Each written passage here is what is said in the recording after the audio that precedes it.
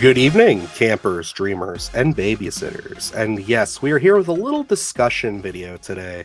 Feeling a bit motivated, maybe a bit upset with just the current offering from our friends over at Blumhouse Productions. Yes, it's no secret we have gotten on the good graces of the Universal Blumhouse side of things. We're very lucky to get to check some of these films out early. We've gotten to see a lot of them. So not trying to ruin that relationship, and I highly doubt that anybody is going to see this that's going to, uh, you know, damage any of that. But just in case, we still appreciate you guys, but we're a little concerned as horror fans of just kind of where things have been recently. And, walking on a night swim, that was one that seemed, at least on our end, had a lot of potential. Like, I mean, it's coming off of a very successful short film. You're giving a new director an opportunity to step in and really show their stuff. Again, I kept comparing it to Lights Out in the sense of just like using that model.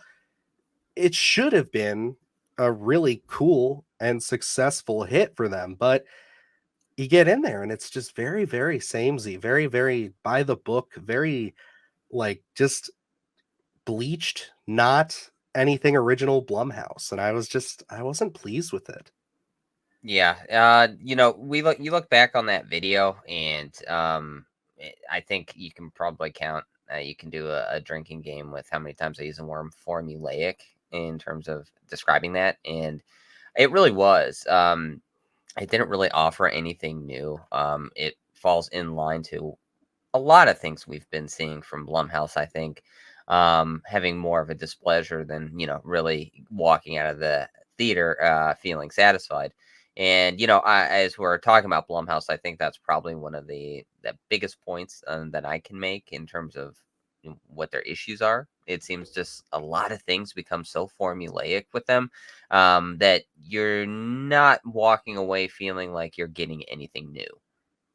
Yeah, and, I think, like, if we just take into perspective and kinda what we're gonna do in this video as we talk about this is just kind of, again, just give perspective to the audience to kinda start this conversation and saying, like, what have they done really with their whole model here? Like, what is going on? Like, where do we think they need to go in order to kind of get back up on that horse? Because for a long time, I felt like Blumhouse was starting to earn a reputation of being kind of the most reliable name when it came to horror in the horror space. Now, I've never fully felt like their moniker is like the most prestigious horror.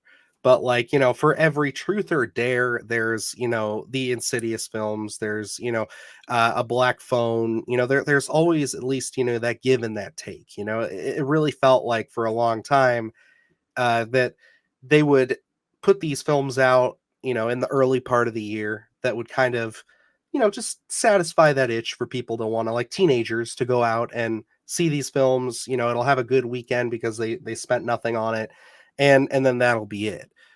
But I don't know. I just feel like the whole last portion of 2023 here after Megan was just disappointment after disappointment after disappointment.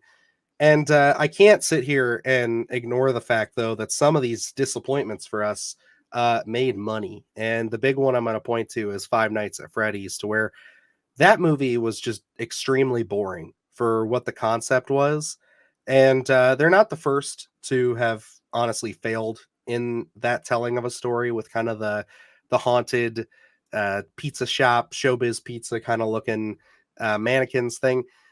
There were other films that failed as well, but like they should have been the ones with that property to really bring it home. And I think we just walked away from that film saying this was just extremely formulaic and extremely boring.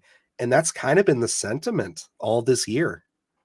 And you mentioned Megan, and unfortunately, that wasn't the last portion of the year. Megan was last January, so Mhm. Blumhouse had a really really rough year in terms of quality content through 2023.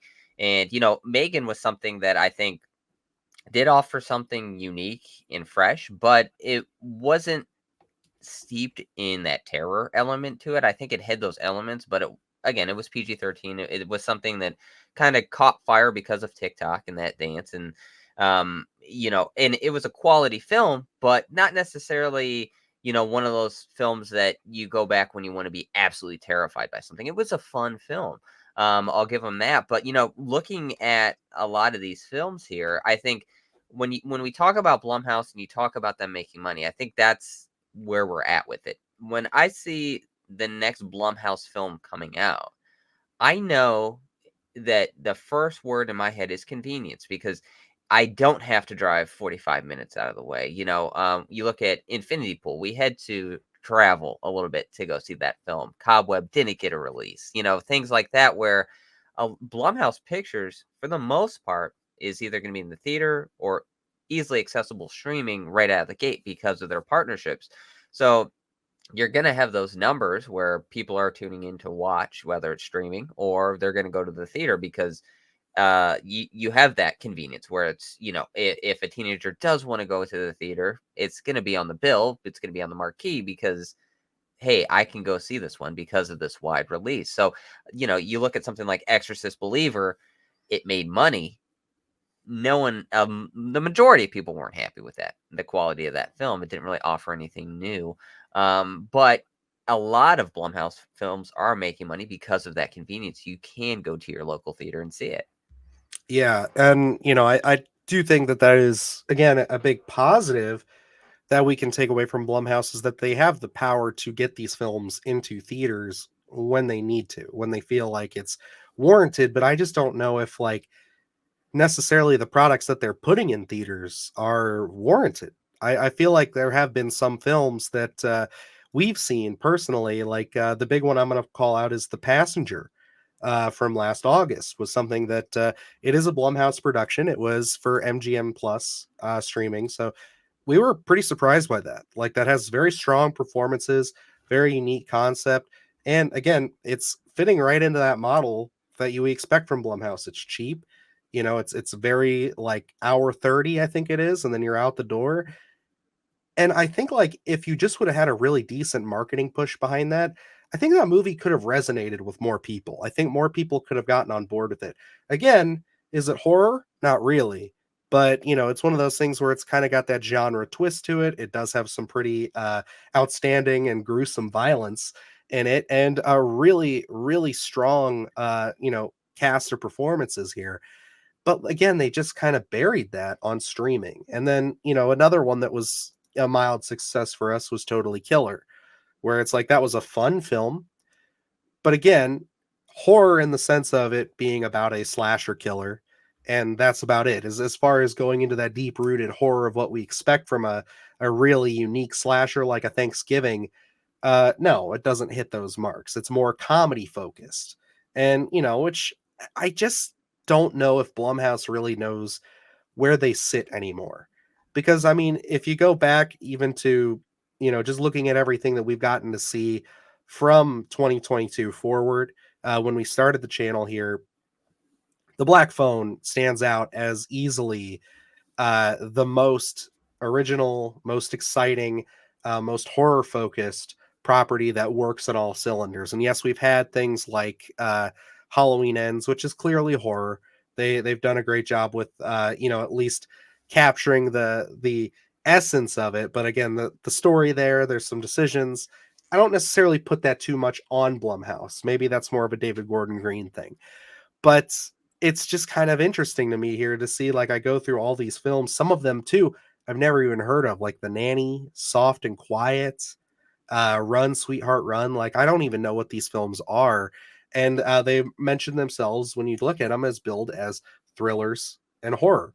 And it's like, where are they releasing? They're just going straight to streaming. And what is the quality of them? From what it looks like, it's not very good. So it's kind of like, what is the game plan here? Where are they going here? What are we looking at as the future of Blumhouse Productions? And you look at something like The Black Phone, and I think that has a really lovely story behind it, where Scott Derrickson and um, Robert Cargill, and they say they want to get this film made, and they're gonna have a low budget, and they're gonna see what they can produce, and that, oh, I don't even know, was Sinister was initially, it's Blumhouse, isn't it? Am I I believe so. thinking I'll correctly? run back and take a look there. kind of getting those Yep. shots and like looking at that and having these ideas and wanting to expand upon them. I think, Blumhouse started out as something that was, kind of giving these creatives a chance. Keep it under a budget. Well, it's a unique story. Let's get this out here and let's get eyes on it. And you look at Scott Derrickson's career; he's had pretty successful. Um, and then, I think at some point they kind of start doubling down where it just becomes more so where we go back to that specific formula that they do have. Let's tell a general audience story. Let's not necessarily find these big unique stories. You look at something like The Passenger, which I loved, you loved. Now, if that had a wide release, I think a lot of people, a general audience, might say that's a boring film. And because it does make you work for it, it's nothing based on jump scares. Yes, it's not true horror, it's more adjacent, but it's something that, there is if you have those horror undertones, especially at the very beginning, and then you're kind of waiting, your character building. It's a very character heavy story. Whereas, you look at something like an Insidious, you look at Exorcist Believer, where a lot of those things are, they have those jump scares. They have that specific formula that we're used to seeing with Blumhouse. It's more so, I don't want to say money hungry, but this is a money making business. You're going to kind of double down on those big properties. And that's where we get that consistency where a lot of things where we say are formulaic are making money at the box office because they are accessible. They are out there and they're playing it more safe than I think they should. I think you can have those big tentpole films, regardless of how you feel about Exorcist, it, making a lot of money, it keeps the production companies afloat. Whereas, like, I think that also then should give the opportunity to make three other smaller films from three new creatives that have a unique story to tell, and we can keep that under a budget. But it doesn't seem like we're really getting that. Yeah, and I mean, I said before we even went into this that I didn't think we were going to do this, but you brought up a good point in mentioning Sinister and saying this, so I had to just kind of do a little cursory glance, and I did this a little bit earlier in prep for this, but I think now it's just kind of setting in as we move into this conversation that if you look at just kind of where they were as a company, they started in the early 2000s. 2002 is when they produced their first film. Uh, you know, they did a lot of dramas, a lot of HBO stuff, but really they hit with Paranormal Activity. That was the first one, 2009.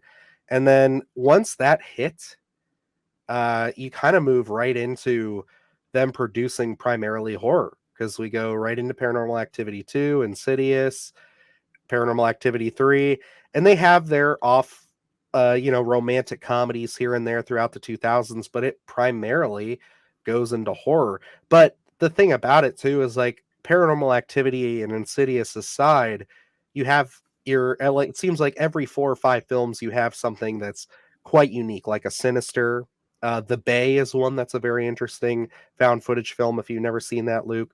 Lords of Salem. I know everybody likes to shit on Rob Zombie. That might be one of his better films, and that's one of those things where it's like that's very much in the wheelhouse of what we grew to expect from Blumhouse to take risks on projects like that we know are going to be divisive.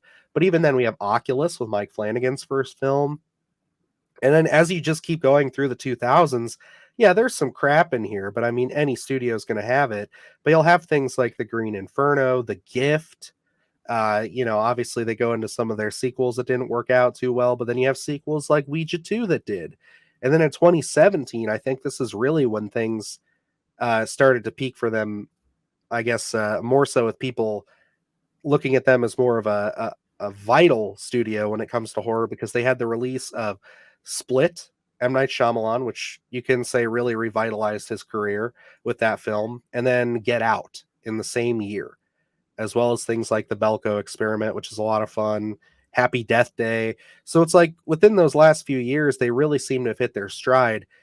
To me, it seems like once they got into Halloween, which I know we're beating a dead horse here by going back to Halloween.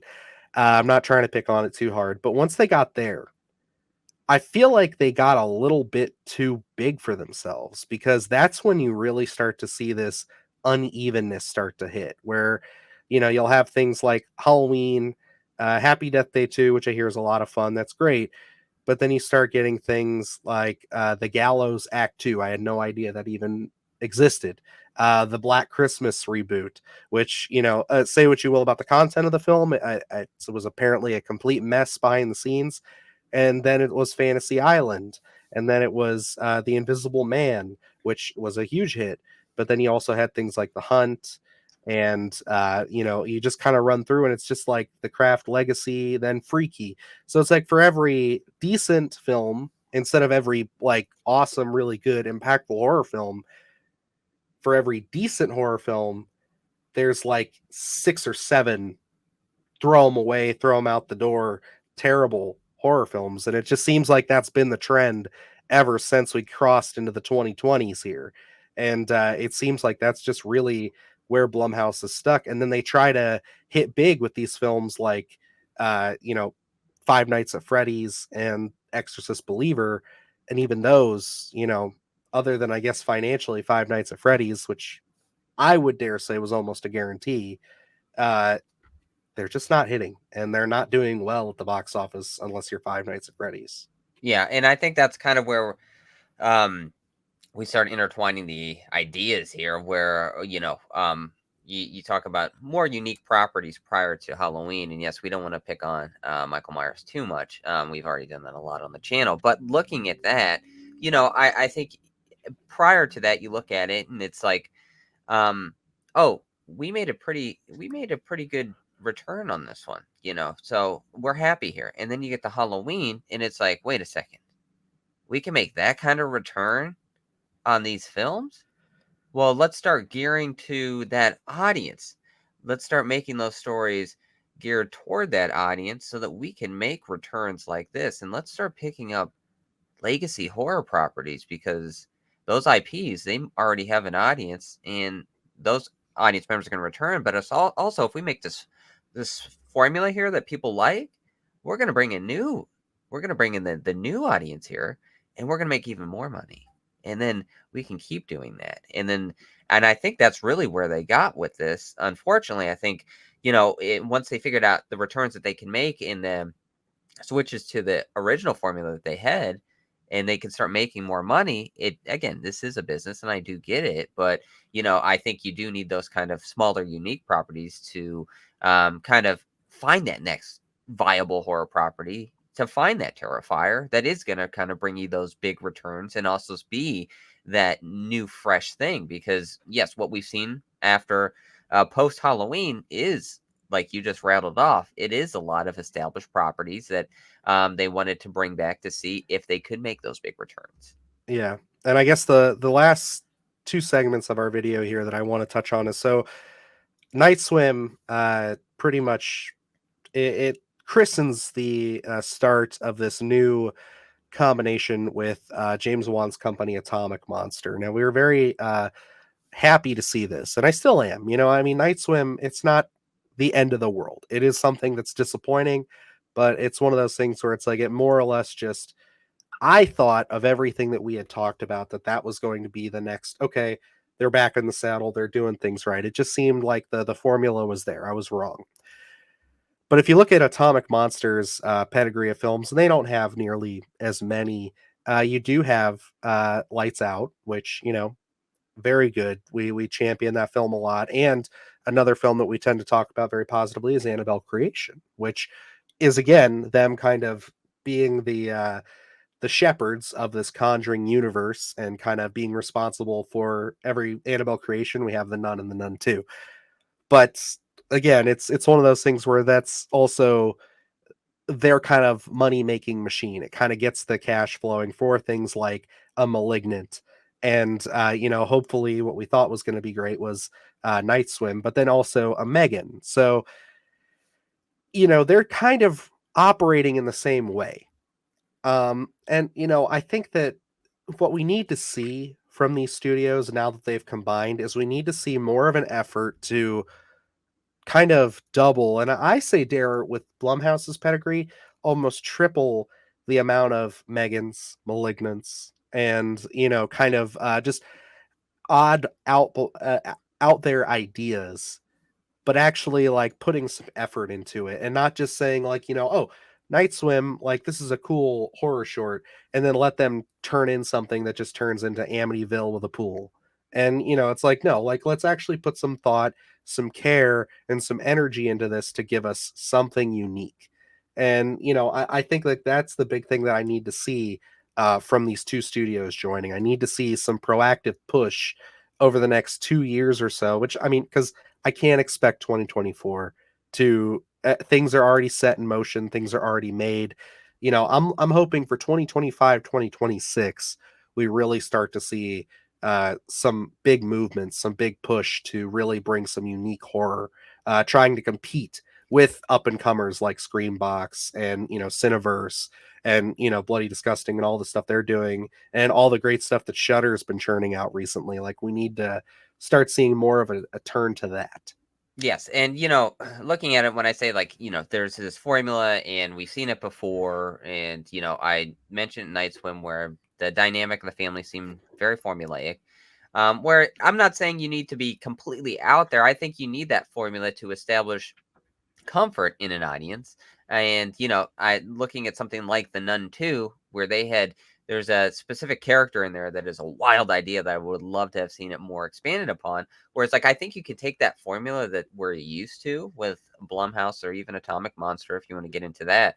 Um, but then you ease us into that idea of Malignant. Looking at that, that had the domestic abuse kind of something that, is a real talking point. And then we get into this wild premise. And I think those are the kinds of formulas you need to chase, where it's like, yes, we can be formulaic, but that's only easing you into this wild out there story that by the time you walk out of the theater, you're going to be texting two or three people to say, I just witnessed one of the craziest films that I've seen this year, and, honestly, I haven't done that with a Blumhouse, film in a very long time.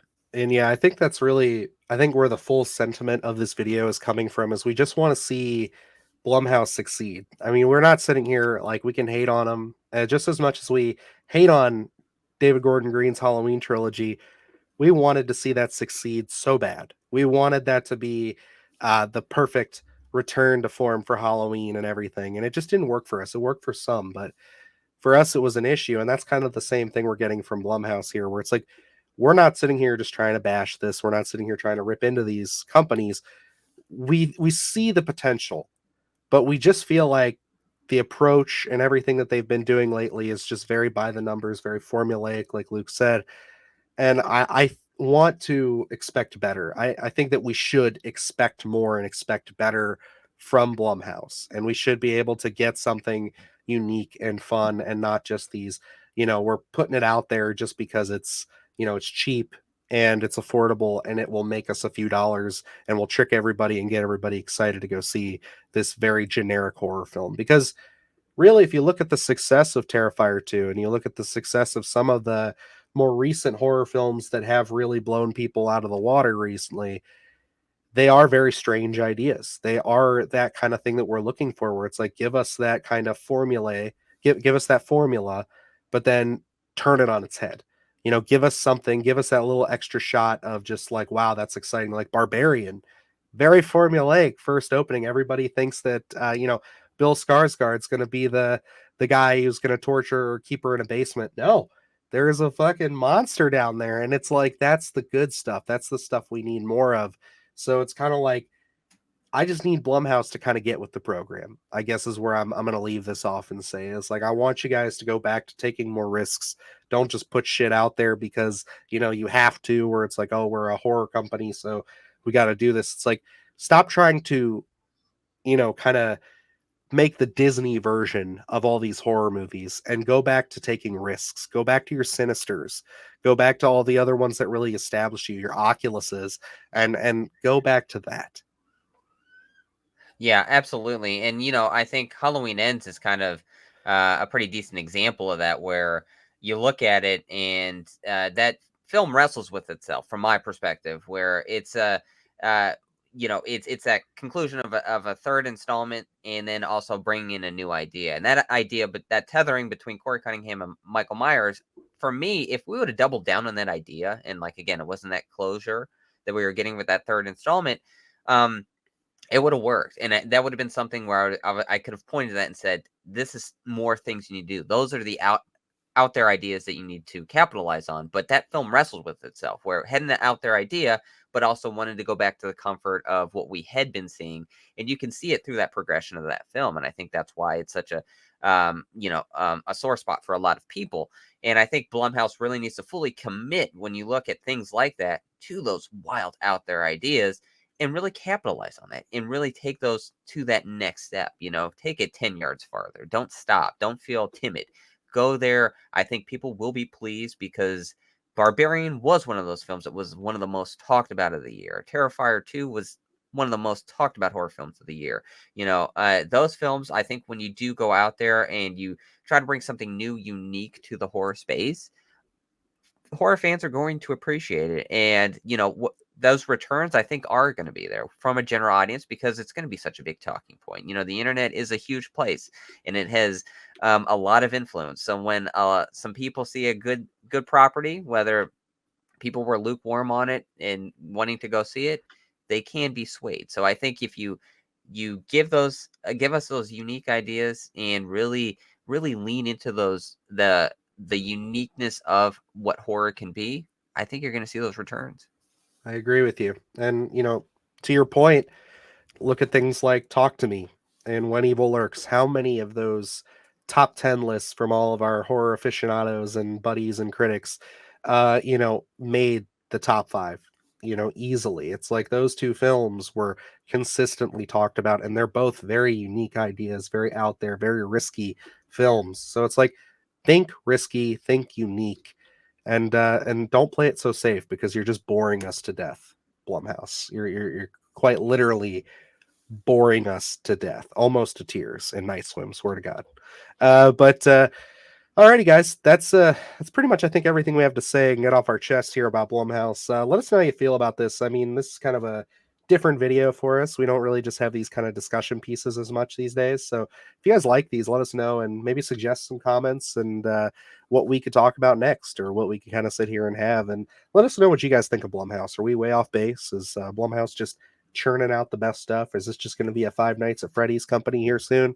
And yeah, definitely check out our other videos. We just got a review up for the latest addition to the Screambox family, which is Underground. So check that out. That film will be out on Tuesday. And yeah, we've got a nice little special review coming for a Shudder exclusive coming out tomorrow. So definitely check that out. And yeah, other than that, I guess I'm going to wrap it up. So I am Dylan Newell. And I'm Luke Janesco. And remember, stay scared.